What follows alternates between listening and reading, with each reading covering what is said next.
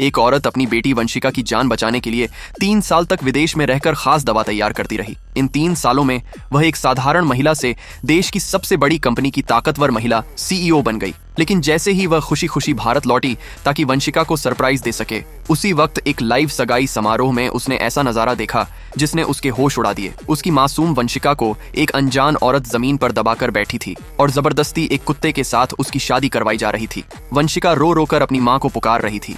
महिला ने तुरंत अपने पति को फोन लगाया, लेकिन उसने झूठ बोलते हुए कहा कि सब ठीक है और उल्टा उसे ही भ्रम होने की बात कह दी। तभी महिला समझ गई कि उसके पीछे बहुत बड़ा खेल खेला जा चुका है। उसने उसी पल आदेश दिया कि 1 घंटे के अंदर सब तैयार हो जाए। लेकिन जब वह अपने ही घर पहुंची तो गार्ड ने उसे अंदर जाने से रोक दिया।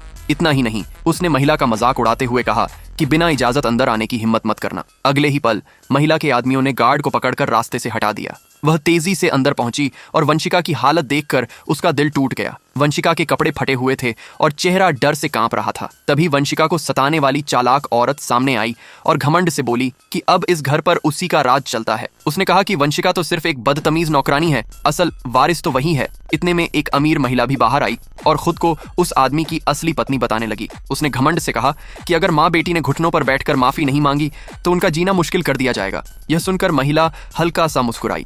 अब उसे समझ आ चुका था कि उसकी गैर मौजूदगी में पति ने अपनी प्रेमिका और नाजायज बेटी को घर की मालकिन बना दिया था। सच्चाई सामने आते ही चालाक औरत गुस्से में आग बबूला हो गई और महिला पर हमला करने दौड़ी। लेकिन तभी कुछ ऐसा हुआ जिसे देखकर सब दंग रह गए। छोटी वंशिका अचानक अपनी माँ के सामने आकर खड़ी हो गई। आगे क्या हुआ जानने के लिए सब्सक्राइब करो और आगे किसके नाम पर वीडियो बनाऊं कमेंट में बताओ।